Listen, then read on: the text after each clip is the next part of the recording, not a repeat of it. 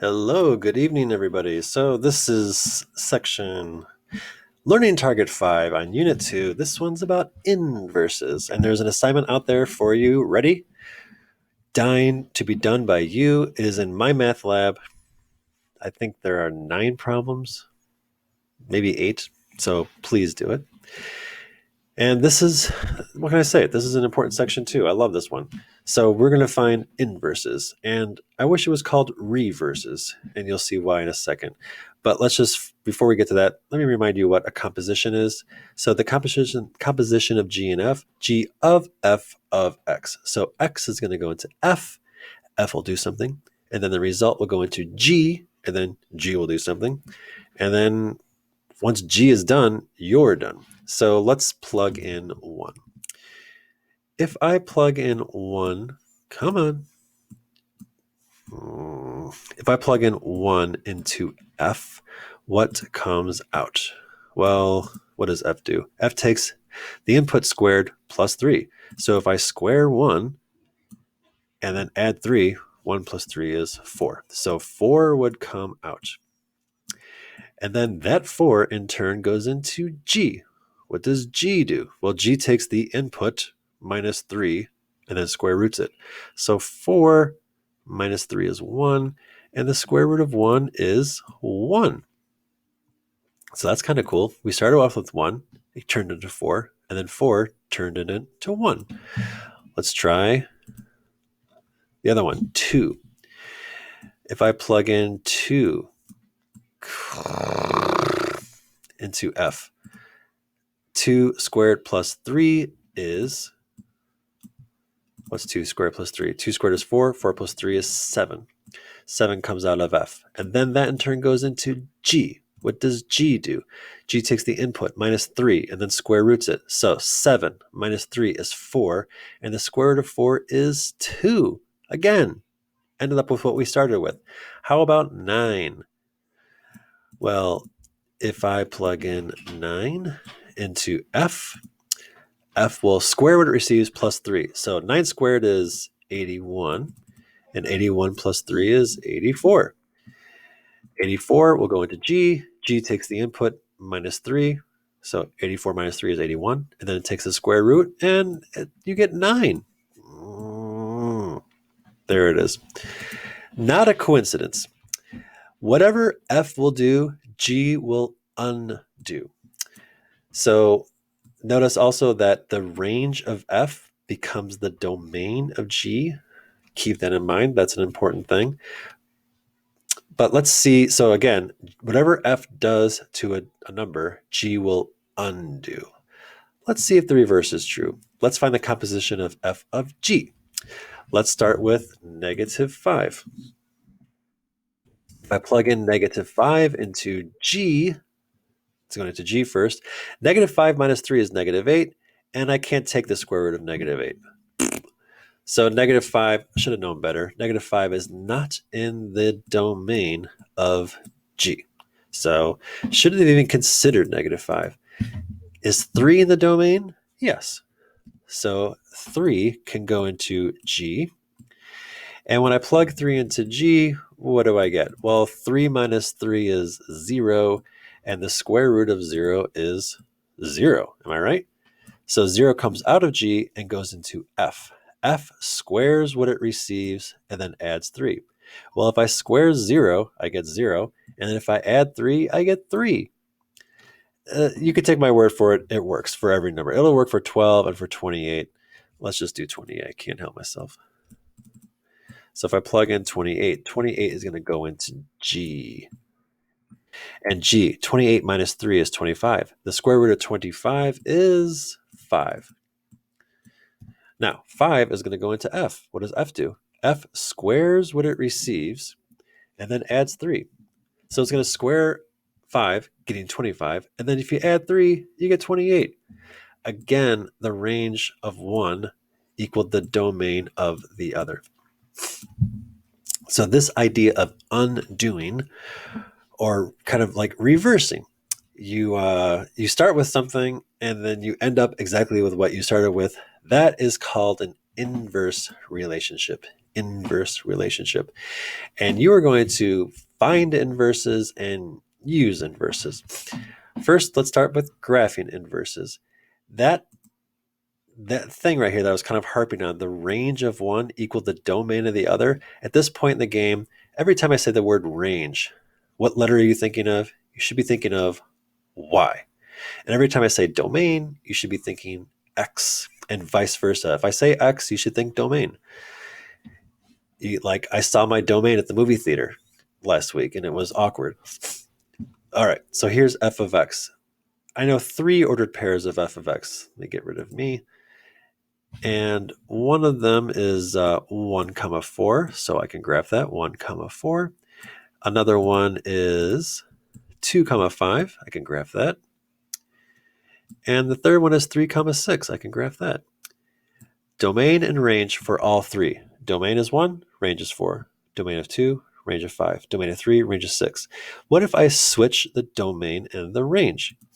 Well, then I would, instead of having 4 being the range, 4 would be the domain. And instead of 1 being the domain, 1 would be the range. And then again, here, I would have 5, 2 instead of 2, 5. What in the world? And then here I would have 6, 3. I don't know why that's happening.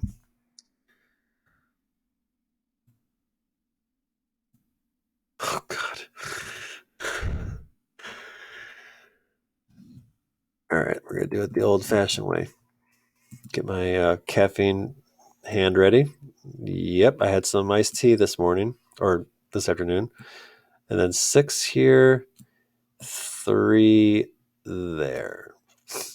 And if I graph these 3 ordered pairs, 4 comma 1 is right here, 5 comma 2 is right there, and 6 comma 3 is right there. What do you notice? What do you notice? This is true for every time you graph a function and its inverse, they will always be symmetrical about the line y equals x. Always, always, always. Symmetrical about the line y equals x.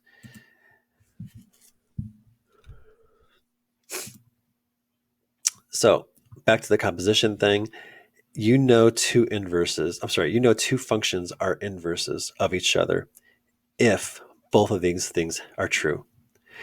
If f of g of x equals x, and if g of f of x equals x.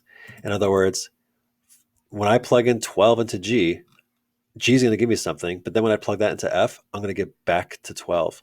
So you get back to the original x. So composition both ways, because composition is not commutative. You have to show both ways. How do you find the inverse? 4 steps. Here it is. So here's our first example. X squared minus 1. We know that's a parabola, just sunk down 1 unit. Now the domains of parabolas are all real, but this domain, we're going to restrict the domain to 0 to infinity. We need this to happen so that we can have a function, an inverse that is itself a function. More on that later. The range, however, we should know that it's from -1 to infinity. I mean, we can imagine a parabola and sunk down 1 unit. Its lowest y value would be -1, and it would go up to infinity. Now let's do this algorithm. I'll follow the directions here. Replace f of x with y. So there's f of x. I'll replace it with y. Switch x and y. That right there is the inverse part, my friends. Switching x and y. As soon as you switch the domain and the range, you have entered the inverse relationship. Right here, 1, 4, I switched the domain and the range to 4, 1. That means I am expressing the inverse of that function. Because it goes back to this composition. Remember when I plugged in 3 and I got 0, and then when I plugged in 0, I got back to 3. So if G produces 0, F must take in 0 to produce the other one. So The idea of switching the domain and the range is really critical in finding inverses. So you switch the x and the y, you switch the domain and the range, and then now really this should be correct. This should be the final answer, but we always like to solve for y. So we're going to do that. We're going to solve for y, which means doing two things. I had to add 1 to both sides and then take the square root of both sides. Now, here, this is why it's important that the domain is from 0 to infinity, because when you take the square root, you should do plus or minus. But we don't need to do that here because first of all, if I had plus or minus, y would not be a function. It would every time you type in an x, it would produce two different y values if you had the plus or minus here. And I want this to be a function. So I'm going to get rid of the plus or minus, but that means I can only consider my domain, the positive values of a domain, or in other words, from 0 to infinity. And then finally replace y with f inverse. If that was, that may have been a little bit confusing, but let me reiterate here. If you were just looking at this function, even from last chapter, and I said, what's the domain of this? X plus 1 has to be greater than or equal to 0. So what's the domain of this function right here? It's everything from -1 to infinity. That is the domain. What is the range of this function? Well, the range of this function, it's a square root function, so it only produces non-negatives. It's not like you could take the square root of something and get -8. That'll never, ever happen, never. If you take the square root of something, you're either going to get 0 or you're going to get a positive. So the range is from 0 to infinity. And check it out. The domain of one became the range of the other. And the range of one became the domain of the other. There's that switch again. Every time, that's what the inverse is. You switch the domain and the range. So when you have two functions that are inverses of each other, it's an absolute must that the domain of one is the range of the other. Again, back to this, which I think is the simplest way to understand it, the domain of f has to be the range of g, because f is receiving whatever g is going to give it. And g only produces range values, which f will pick up. And if f is picking it up, it is the domain of f. So in short, the domain of one has to be the range of the other. Let's try again. Why don't you pause the video and see if you can find the inverse of this. Actually, let's find the domain first. The domain of this is just from 2 to infinity, which means the range of my inverse will be from 2 to infinity. Now, what's the range of this? Remember, this is the square root part. Square roots can only produce non-negatives. So this square root, this part of the function is either going to produce the number 0 or a positive number. It's either going to produce the number 0 or a positive number. And then after this produces either 0 or a positive number, you're going to add 5 to that. So what is the range of this function? What's the smallest y value? The smallest y value would have to be 5. And everything above 5 is part of the range. So that's going to be the domain of my inverse. You just watch. So now pause the video and find the inverse of this function. Hopefully you paused. Here we go. We switch out f of x with y. Everyone can do that. Step 2, switch x and y. Right there. That's the critical step right there.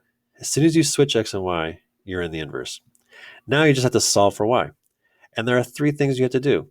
You have to get rid of this -2, you have to get rid of the square root, and you have to get rid of the plus 5. So you're doing the inverse of all 3 of those. So what's the undoing of adding 5? Subtracting 5. What is the undoing of square root? Squaring. What is the undoing of minusing 2? Adding 2. And there's the inverse. Lastly, replace y with f inverse, and you got it.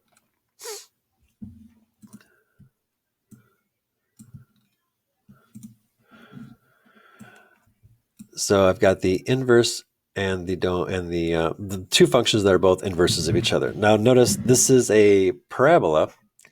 Parabolas normally have a domain of all real, but this parabola is acting as the inverse of this.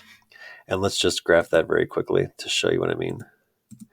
So one of them was the square root. I forgot already. X minus 2 plus 5.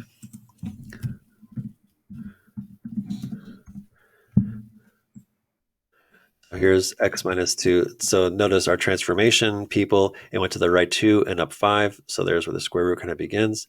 And then the other one was x minus 5. So a parabola to the right 5. And then up 2. And well, this doesn't, unfortunately, I don't know how to correct the domain on this, but imagine just x values to the right of 5. So starting right here and going to the right, it would kind of look like this, but flipped over the y equals x value.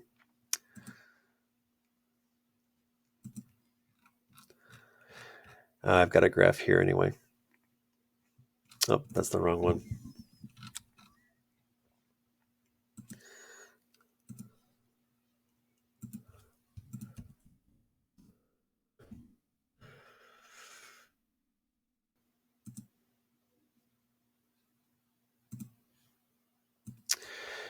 Okay, so sorry for bumbling around a little bit, but here on Desmos, I can control the domain more carefully.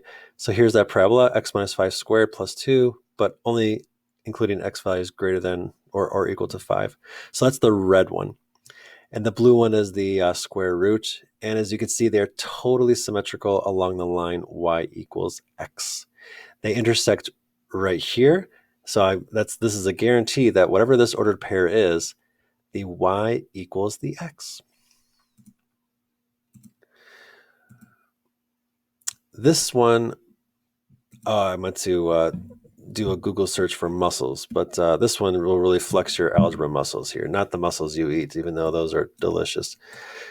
But solving this is going to make you a better mathematician. So I really do want you to pause the video and find the inverse of this. So you would make this a y, switch the x and the y, and then solve for y. So please pause the video and struggle with this for a couple of minutes and then come back. Very much hope you did. First of all, the domain is everything except for 5, because 5 would make you divide by 0. So I know that the range of my answer is going to be this domain. It's going to be everything but 5. Let's find this function. Let's find this, what's it called? This inverse. So I did 2 steps at one. I switched g of x with y, and then I switched the x's and the y's. So I want to solve for y. I need to get these two y's by itself. How do I do that? Hopefully you multiplied both sides by y minus 5. Hopefully, you're correct if you did. And then now you may not see the next several steps, but at least the next step, I guess we could distribute this x, right? You get x times y minus 5 times x. And now what? Now what? How are you going to solve for y? It's tempting to break the rules here, but please be faithful to the rules. Don't add or subtract things you can't add or subtract. Don't combine things that aren't like terms. How are you going to get this y by itself? There is a way, and it's a great way. First of all, it makes sense to get all the y's together, doesn't it? You've got a y on the right side and the y on the left side. So you got 4 terms here. Let's get all the terms that have a y on the left side and all the terms that don't have a y on the right side. So I'm going to add 5x to both sides and subtract y to both sides. And I get this. Now, can you see how to continue? How are you going to get that y by itself? Well, I hope you did. That'd be amazing. These two terms both have a y in common. So you could factor that out. Well, so what, you say? If you factor out the y, then you have y times x minus 1. And to solve for y, you would just have to divide by x minus 1.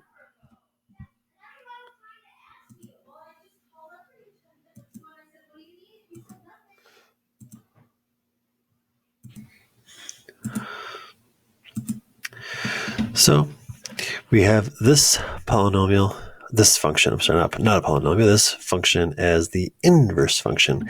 And with that, I know that the range has to be every value except for 5 because it's the domain of the original. And the domain is every x value except for 1, which must be the range of my first function, which it is. If you remember, the 2 degrees are the same, x to the first, x to the first. So if that ever happens, the ratio of the leading coefficients is the horizontal asymptote. This function will lead to y equals 1 when x gets really big or when x gets really small. And the graph is shown below. The blue one and the red one, they're both, one is one function and the one is the inverse. And notice how they're symmetrical about the line y equals x. Just a couple more quick things. To verify if two functions are inverses of each other, there's only one way to do it. You must show that f of g of x equals x. And also g of f of x equals x. So what these two things do, this first one will prove that f will undo whatever g did and result back in the original x. And the second one, this will show you that g will undo whatever f does and result in x. So for these two functions, to prove that they're inverses of each other, you must take f of g and also g of f and have them both result in x. So here's the work very quickly. F of g, f receives g, which is this black one, and f takes 3 times the input squared plus 1. Well, if you square root, it disappears. So it's just x minus 1 over 3. The 3's cancel out. So it's x minus 1 plus 1. And the 1's cancel out. So you're left with x. So this proves that f will undo g. Will g undo f? Yes, it does. G of f of x. So f of x is 3x squared plus 1. That goes into g. G takes the square root of the input, which would be this, minus 1 divided by 3. Well, 1 minus 1 cancels out. You're left with 3x squared divided by 3. The 3's cancel out. You're left with the square root of x squared. The square root cancels out, leaving you with just x. Last idea, the vertical line test is to test whether or not something is a function. There's something called a horizontal line test. And a horizontal line test is you use horizontal lines, and if every horizontal line hits the relation once only, then that relation has an inverse that is a function. So if a relationship passes both the vertical and the horizontal, if it passes the vertical line test, it's a function. But if it also passes the horizontal line test, then that function has an inverse that is also a function, and we call that one-to-one. The phrase one-to-one is coming from every x will produce one y, and every y will produce one x. So last slide, you got 4 graphs right here. We're going to apply the vertical line test and the horizontal line test. Number 9 doesn't even pass the vertical line test. So number 9 is not even a function. But it does pass the horizontal line test. Every horizontal line hits it only once. So that means if I were to find the inverse of this relation, that inverse would be a function. But for our class, we really don't talk about things that aren't functions. Once we do at the end of this semester for only a brief moment. Number 10 does pass the vertical line test, doesn't it? This is a trig function. And so therefore, it's a function. It passes the vertical line test. But it fails the horizontal line test miserably. Any horizontal line will hit this graph many, many times. So number 10 is a function, but its inverse is not a function. What about number 11, guys? Number 11 passes the vertical line test, so it's a function. And it also passes the horizontal line test. So what does that mean? If it passes the horizontal line test, then its inverse is also a function, which means it's 1-to-1. I can't believe I didn't write that. It is 1-to-1. If it passes both tests, it's a function that is 1-to-1. That's a big deal. And then number 12, not a function. So really we could stop thinking. If something's not a function, we don't really give it too much credence here. But this number 12 is not a function. However, it does pass the horizontal line test. So if I were to find this relation, if it's not a function, the best you can call it is a relation. I could find this relation's inverse, and its inverse would be a function. But 12 is not a function for sure. So that is it for this learning target. You do have homework on my math lab, and I wish you the best of luck. Please reach out if you're having problems with it, and I'll see you later.